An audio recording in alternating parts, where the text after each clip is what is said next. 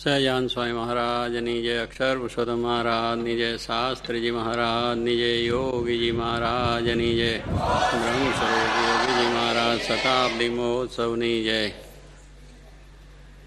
એ તો અષ્ટક રચી નાખ્યું છે. સદૈવ સારંગ પુરુષે રમીએ એટલે ભગવાન શ્રીજી મહારાજ મુક્ત ધામધામીને મુક્ત એ સદાય બિરાજમાન છે. એટલે આપણે આ બધા સ્વાગત આગમ ગમન જેવું છે જ નહીં.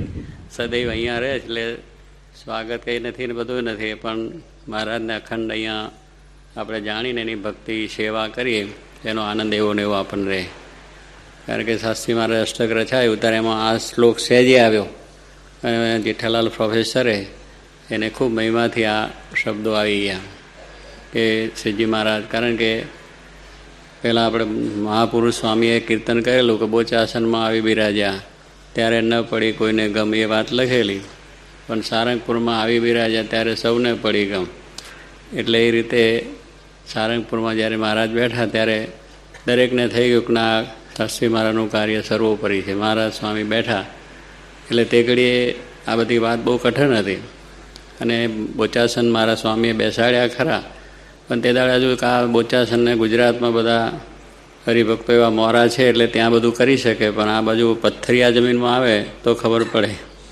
કારણ કે આ તો પથ્થરિયા જમીન કહેવાય અને પાણી પણ એવું મજબૂત કહેવાય. એટલે આ બાજુ આ બધું જ્ઞાન ને આ પ્રવૃત્તિ મંદિરો થાય, પણ ત્યાં શાસ્ત્રી મહારાજ તો બહુ સમર્થ હતા અને પોતે આ સંકલ્પ અહીંયા મહારાજનો હતો. પાછો એમનો બીજા કોઈનો હોય તો બરાબર છે, શ્રીજી મહારાજનો સંકલ્પ હતો. એટલે એ રીતે પોતે અહીંયા પણ મંદિર કર્યું. ત્યારે કહ્યું કે સારંગપુરમાં બિરાજ્યા ત્યારે સૌને પડી ગમ. બધા આખા સંપ્રદાયને થઈ ગયું કે ના, અક્ષર પુરુષોત્તમ મહારાજ બેઠા અને પછી તો અક્ષરડેરી સાક્ષાત ગુણાતીત ધામ ત્યાં આગળ મહારાજ બિરાજ્યા. એટલે પછી તો બધું છત્રાયું થઈ ગયું. એટલે કહેવાનું શું, આમ ઉત્તર વધતું ગયું. પણ આ શ્લોકની અંદર એ શાસ્ત્રી મહારાજ બહુ રાજી થયા હતા.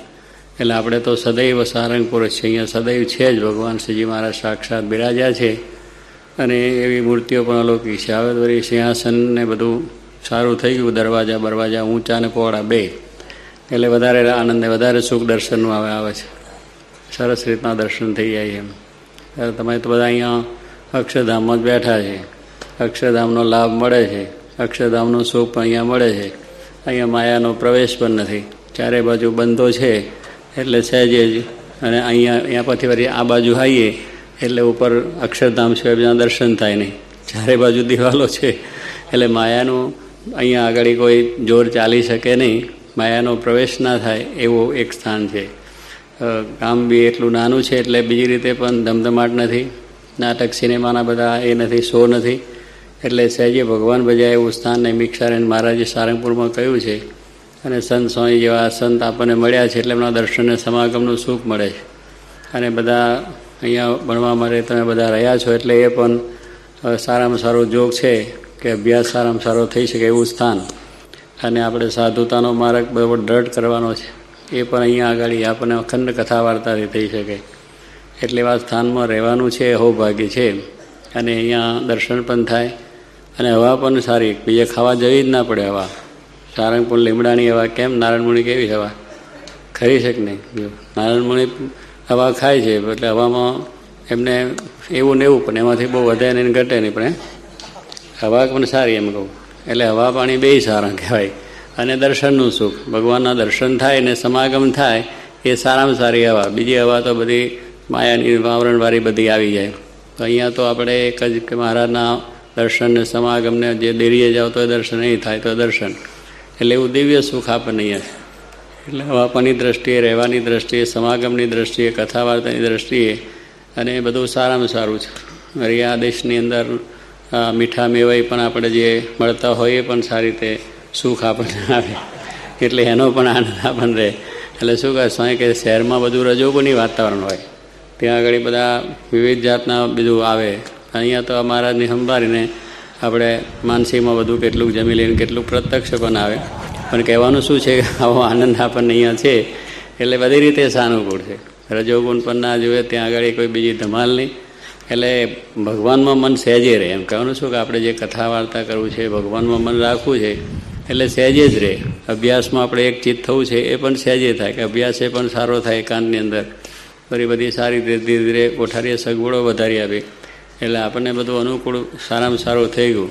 એટલે કહેવાનું શું છે કે આપણે તો આ સ્થાનની અંદર મહારાજ સ્વામી શાસ્ત્રીમાં યોગી મહારાજ સાક્ષાત બિરાજે છે એનું સુખ અખંડ લેવું અને એવું કરીને સુખિયા થવું. આવો આનંદ છે એ આનંદ હંમેશા લેવો. અહીંયા આગળ આ વખત એમના વચ્ચે આવવાનું નહોતું એટલે આવ્યા છે તો એક દિવસ લઈને એટલે બધાને દર્શન થયા. અમને બહુ આનંદ થયો. મહારાજના દર્શન થયા અને આ સંત સ્વામીના દર્શન થયા, બધા ભક્તોના દર્શન થયા, એ આનંદ થયો છે. અને આ બધાના જોઈને ખૂબ આનંદ થાય છે. જોગીબાના સંકલ્પે આપે આ બધું ગ્રહણ ત્યાગાશ્રમ લીધો છે એટલે સ્વામી પણ રાજી થશે. પણ સ્વામીનું જીવન ચરિત્ર છે એમાં બહુ જ બળની વાતો સ્વામીએ કરી છે. જોગી બાપાએ અને જીવનચરિત્ર ઈશ્વર સ્વામીએ લખ્યું છે બહુ સારું. સ્વામીના દરેક પ્રસંગો, દરેક રીતની બધી વસ્તુઓ આપણને આમ પ્રત્યક્ષ લાગે.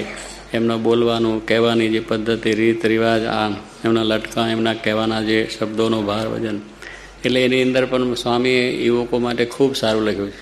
એટલે સાધુ બનાવાતા, એમને 51 સાધુ કરવાતા. એટલે એનું આયોજન, એના ઉપર જે એમની વાતો છે એ બધાએ આપણે ખૂબ બહુ ધ્યાનમાં રાખવા જોઈએ. એટલે સ્વામીનું જીવનચરિત્ર વાંચો ત્યારે બધાએ ખૂબ એકાગ્ર થઈને વાતો સાંભળવાની છે.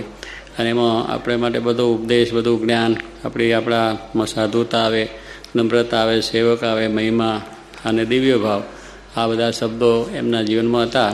અને એ વાત અખંડ વારંવાર આપણને સાંભળવા મળે. આપણે કે વારંવાર શું, પણ સ્વામી કંઈ એમને દ્રઢ આપણને કરાવવું હતું. એટલે વારંવાર આપણને એ બધી રિપીટ શબ્દો થયા કરે, પણ એના શબ્દો એવા દિવ્ય છે કે આપણને બહુ આનંદ આવે વારંવાર સાંભળવા થકી પણ. એટલે એ શું કે આપણે દ્રઢ થતું જાય. એટલે સ્વામીએ ખૂબ ખૂબ વાતો યુવકો માટે કરી છે. હવે તો આપણે તો એ સંકલ્પે સાધુ પણ થયા છે. એટલે હવે આપણું જીવન એવું સરસ બનાવવું. અને સ્વામી કહે છે કે આપણે માટે જગત નથી, આપણે માટે આ દુનિયા નથી, આપણે મહારાજને માટે જન્મ્યા છે, માટે એવો ડંકો મારી દેવો અને અભ્યાસ પણ એવો સરસ કરવો. એ પણ બધા સંતોને એમને લખ્યું હતું કે અભ્યાસ શાસ્ત્રીમાન રાજી કરવા છે અને સારા વિદ્વાન થવું છે. એવી પણ વાતો એમને લખીને વિદ્વાન એવા કર્યા ખરા. અને સંતો એવા વિદ્વાન થયા, વિવેક સાગર સ્વામીને, શ્રી હરિ સ્વામીને, કોઠારી સ્વામીને બધા. ત્યારે આપણે પણ એ વાતને પાછી ફરી સાંભળી અને એવો સરસ રીતનો અભ્યાસ પણ કરવો. અને સાથે સાથે સાધુતા, વિદ્વતા એકલી પાછી શોભે નહીં. સાધુતા છે વિદ્વતાને શોભાડે. વિદ્વતા હોય તો એ પાછું જરા એ થઈ જાય, પણ સાધુતા રાખીને આપણે વિદ્વતા બે સાથે છે. એમાં સ્વામી બહુ રાજી થઈ જાય. માટે ખરેખર બધાને એવું બળ મળે. ખૂબ ખૂબ આશીર્વાદ છે. અને બધાને આ રીતનો અભ્યાસ, કથા, વાર્તા, કીર્તન, ભજન, ધ્યાન, સાધુતાના માર્ગમાં દૃઢતા રહે અને શાંતિ વર્તે એ જ પ્રાર્થના. સહજાન સ્વામી.